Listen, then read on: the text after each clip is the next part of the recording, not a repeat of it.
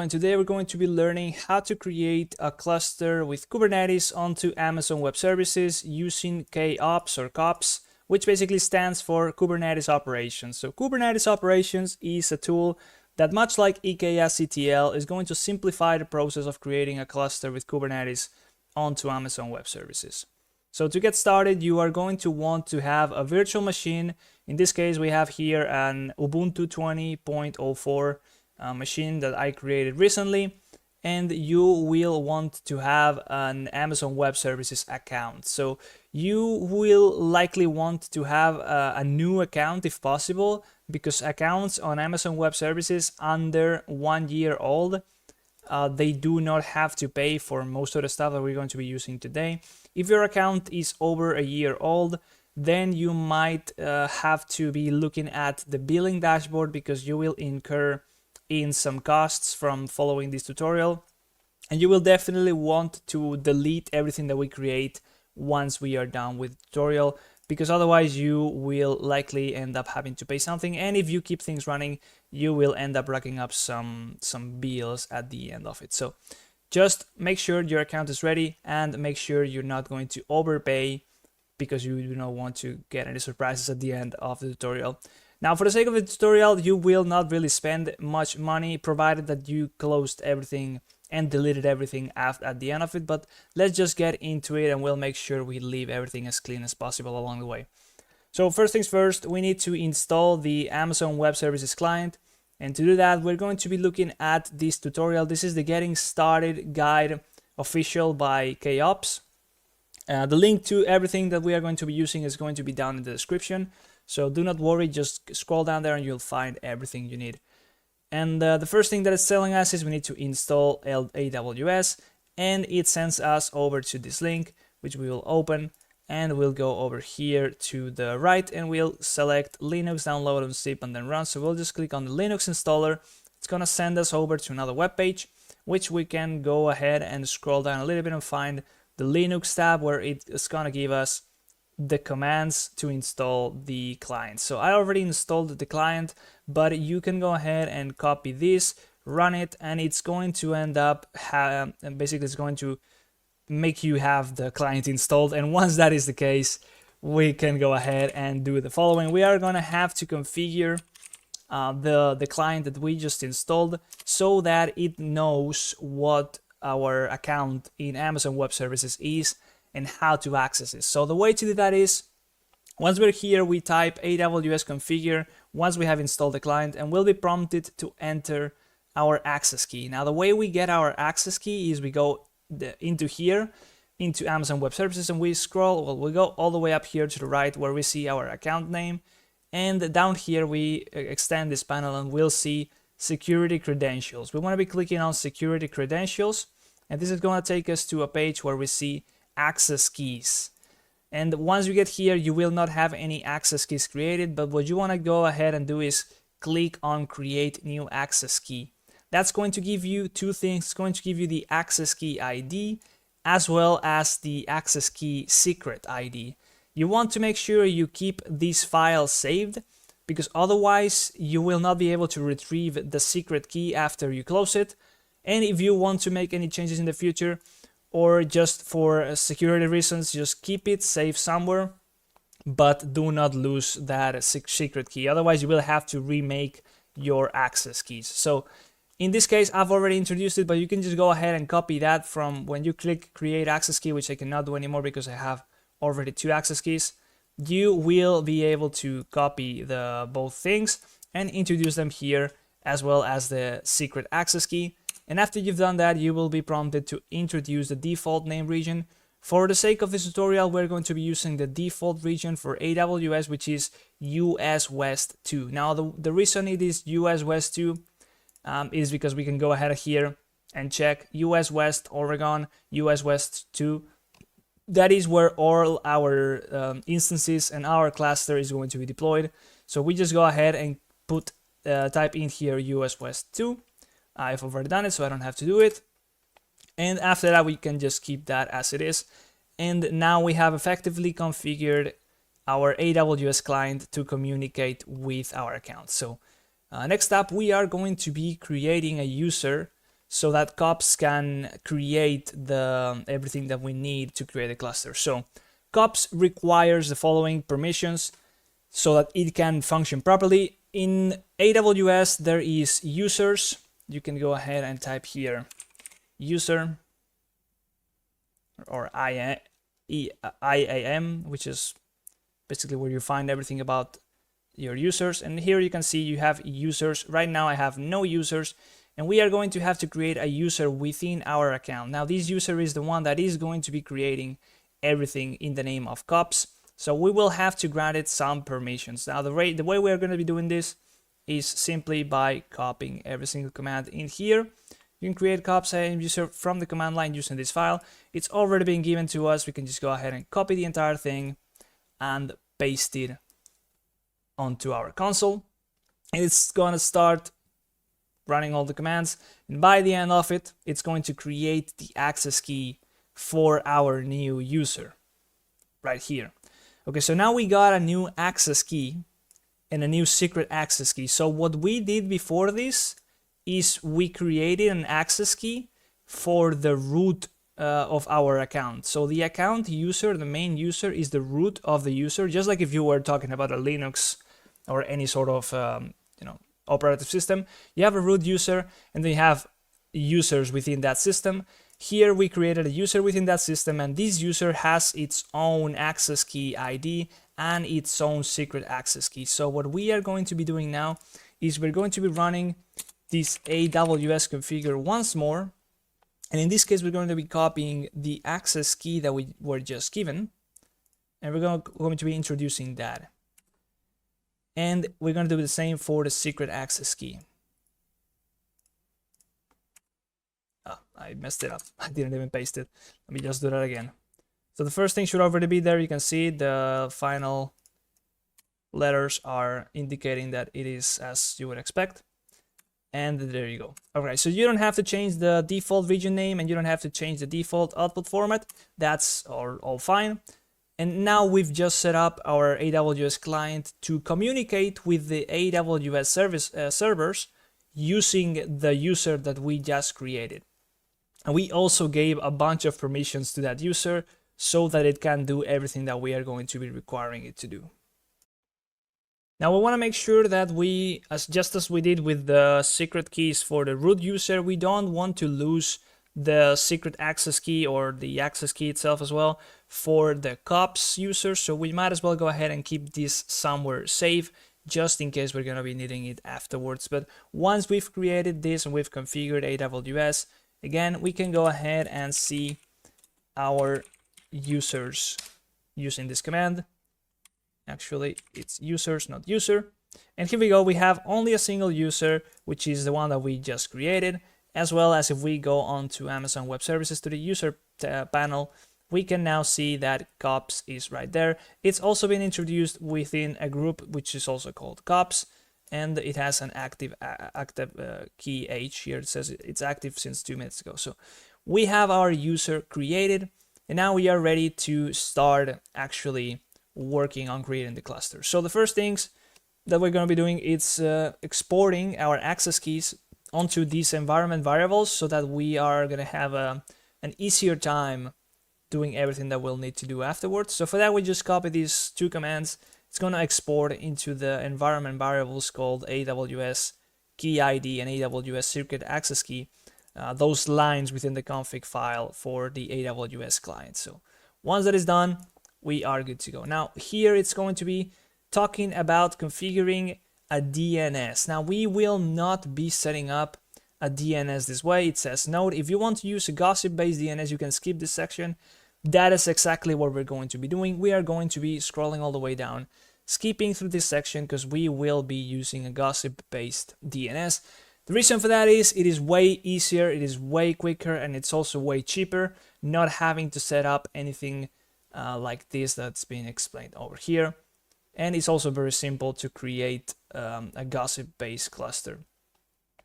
All right, so now we are going to have to create a bucket. Now, once we are all, make sure we're past the DNS things. Okay, yeah, here we are. So cluster state storage, we're going to create a way of making sure that we are keeping track of the state of storage. So basically we are creating a persistent storage for our cluster.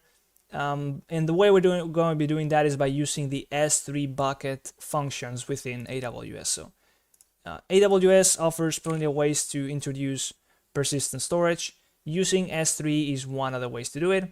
And for that, we are just going to be using the default commands here, where we are going to be basically just copy pasting this, and I didn't run that one. And we'll go ahead and run this. Now, before we just copy paste this, one thing that I want to say is we are not going to be using the default region on this command, the one that's here by default. We're going to be changing that to US West 2. The reason for that is because that's the default region that we set up for our AWS client config. And that's because that's what I've been doing. And just for the sake of consistency, we're going to be keeping it this way. But for the sake of this command, it is instructed here that we require to add an additional flag if we want to create the bucket, the S3 bucket for regions other than US East 1. So that's why at the end of this command, I just went ahead, I ran this command, and then I had to change it. So that's why it's not here with the format of the command is different on my screen.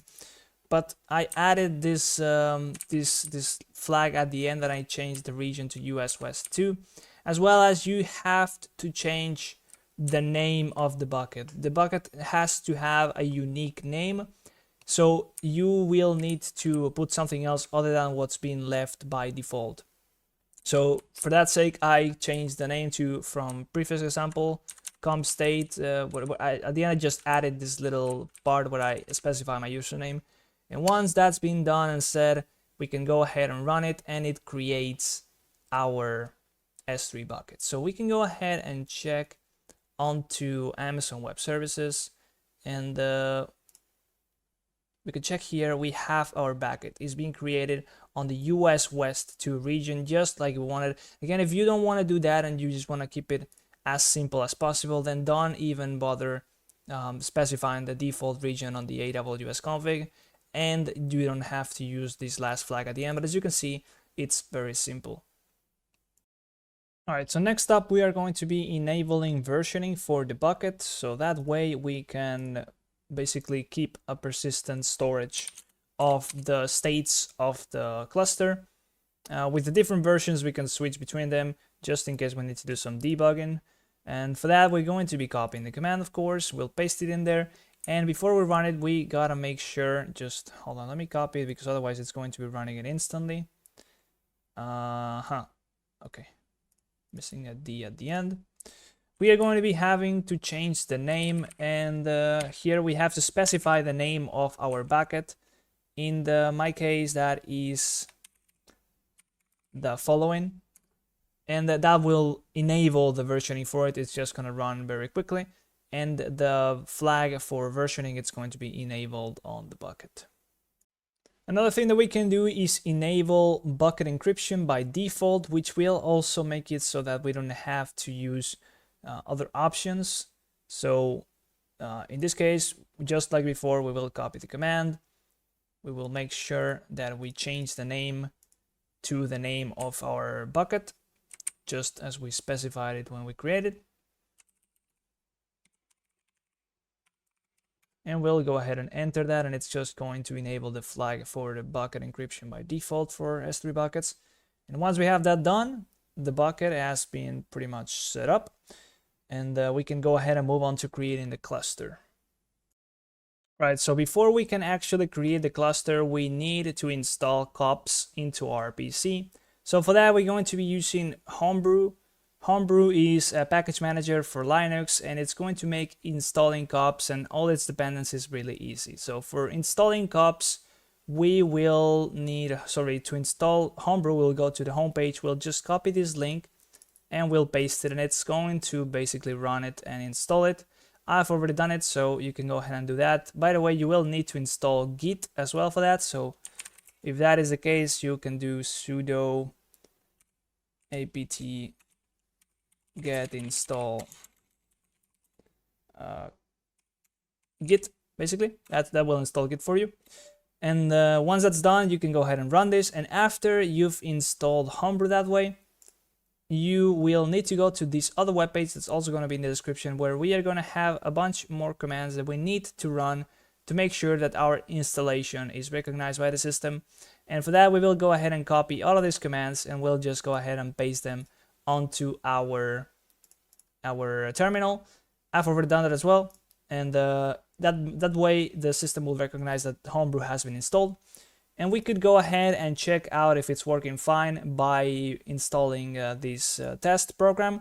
We are not going to go ahead and do that. We're just going to move past. We will now install everything that's required for Homebrew to run properly. And for that, we'll go down here and we'll go to the requirements section, copy this link and install everything. We'll just copy that, make it run, and it's going to make sure that we have everything installed that we need to actually install anything with Homebrew properly. Now, once that is done, we are going to go back to the tutorial, and up here on top, there is, make sure you have install kOps. So we are going to go ahead and right click on that. It also says install kubectl. Now kOps, or the way we are doing it with Homebrew, is also going to install kubectl. So you do not have to worry about installing that through this link. Just go ahead and move on to this page. And here you see from Homebrew, you will want to execute the following commands. So you copy that, you paste it onto the brew not found. Oh, hold on. Let me just make sure that it's recognized again.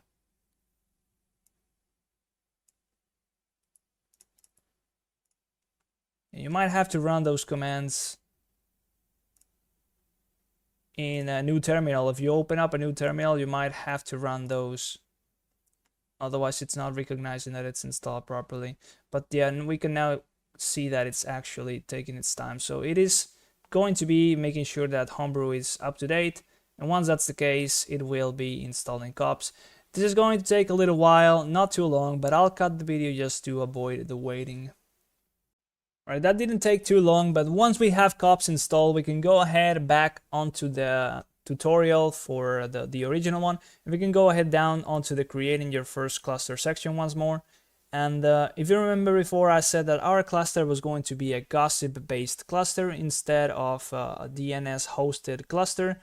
And the way we specify that that is the case is by giving the cluster a name that ends with k8s.local. So the ending of the name of the cluster has to be this 100%, just as it says here. It has to be 100% that is specified there. But you can change the name and specify something. For example, here, I'm gonna call it something with my username. And we can go ahead and do that. And then we need to do the next one, where we are going to be specifying the name of the S3 bucket that we created. Here we don't need to add anything in particular for the sake of this being a gossip-based cluster. We just need to make sure that the name of the S3 storage is exactly the name of the storage that we created. In this case, that is the case. And now we can go ahead and check the next command, where we are going to be seeing the different regions that are available. And it's just going to be describing, in this case, for the region of US West 2, that's where we're going to be creating our cluster. There are different subregions. For example, there's US West 2A, 2B, 2C, and 2D. So we are going to be choosing 2A for the creation of the cluster. For that, we'll copy the next command, where we will be specifying kOps create cluster in the zone of US West 2A, and it's going to be creating it with the name that we specified, and now that's saved within the environment variable called name. So we go ahead and copy that and paste here, and it's going to create the cluster. But this is not actually going to be uploading the cluster onto AWS just yet. It will be, however, creating the previous configuration that's necessary for it. We will need to actually confirm the configuration, and for that we'll do the following. Will be you can edit the configuration with this command as well, but if you are sure that this is the way you're going to be doing it and you do not want to specify any extra nodes or anything, we're going to be keeping it as simple as possible with the default cluster. We will now go ahead and use the next one, where we are actually going to build the cluster, and that's going to make it actually be created within AWS. So we just copy that, we paste it, and it gets run, and it will actually create the cluster after this is done executing. Now this doesn't take too long, unlike with EKS where it actually takes quite some time. Here we can already see that our 2 nodes are already running within US West 2. This is of course the EKS tab. If you don't know how to get here, you can go ahead in this place and type EC2, and it's going to bring up the EC2 instances panel, and you can check here on instances for the region of US West 2 that we have. Our 2 nodes are up and running. Here you go, you can see the name, my first cluster, with the name that we gave to the cluster. So we can see it's up, and now we can also in here use kubectl get nodes, and it's going to ask for our username. But the way we're going to be getting rid of that is the following. So in order to be able to use kubectl and access the list of nodes that we have created, we are going to be doing the following. We need to type in this command where we specify kOps export kubectl admin. Now once we type that in, it's going to set up the cluster that we are using with kubectl to the cluster that we just created. And that way it's basically aiming at the cluster that we just created. So we are not going to be requested any credentials when we are going to be running any commands with kubectl. So before we check the nodes, we're going to be running the following command, kOps validate cluster. And we are going to just do that, and it's going to make sure that everything has been installed properly. And once the validation has finished, we will be certain that our cluster has been created successfully. Here we go, we can see that there is 2 instances created, the master and the nodes, in this case only a single node. And now if we finally go to kubectl and do get nodes, now it's when we should see the 2 nodes that we created into our cluster with the IPs and the roles set up. And with this, we basically have a cluster created onto Amazon Web Services, and we already have a couple nodes ready to be run, and we will be testing them out by doing a deployment. Again, you will have the links in the description. We are going to be deploying a very simple Nginx service using this tutorial from Kubernetes. We'll go ahead and we copy the link where it's just going to be applying the YAML file onto our cluster. And as we can see, the deployment has been completed. We can check out the pods being run within the cluster by executing get pods. As we can see there, both the pods have been created. And in order to be able to access the service that we just created, we are going to be using this other part of a different tutorial where it's specified how to expose the service using a load balancer. This is also going to be in the description. And we go ahead down to the number 4 on this other tutorial, and we paste that here. We don't want to run it just yet. You need to change the name of the deployment that you are exposing the service from. In this case, the deployment is called Nginx deployment. And it's created the service now. So now we can do kubectl get service. And we can see here that the type load balancer has been created and the external IP is pending. Now, once it actually gets an external IP assigned, we'll be able to use that IP to access the service from anywhere. We'll just watch on that for a moment until it gets assigned. It might take a little while, but once this changes to the actual long IP, it's going to be a very long string. You can just go ahead and copy that. But we'll wait until then, and we'll cut the video back when it's on there. Right, it took a couple minutes, but we finally have the IP right here. We can go ahead and copy that, and we can use both our own browser or we can use the curl. But here we see we can load the welcome page using the string here for the external IP, And we don't have to type in the port, of course, when we are doing a request using a browser. It's always going to be going through port 80. But you can also use curl and type that thing in there. It just automatically, hold on, I need to copy that again, don't I? Otherwise it's going to be executing the command instantly because I copied a little bit too much of the command, or the string rather. All right, so there we go. We have the clean string, and here we specify the port 80, and we can see that it's loading the same web page here, but in the different format, of course. So we can see that everything's working just fine, and now we are basically done. We have deployed an Kubernetes cluster onto Amazon Web Services using kOps, and we have created an S3 bucket where we are going to be actually holding the state of the cluster, and together with versioning we will basically have a persistent storage for our cluster. So now all that's left to do is basically eliminate everything. So for that we'll be going ahead and well, first of all, we can go ahead and delete the service we created. So we can copy this command and delete the deployment. Although you don't really have to do this because it's going to be, the cluster is going to be deleted anyways. But just for the sake of keeping things tidy,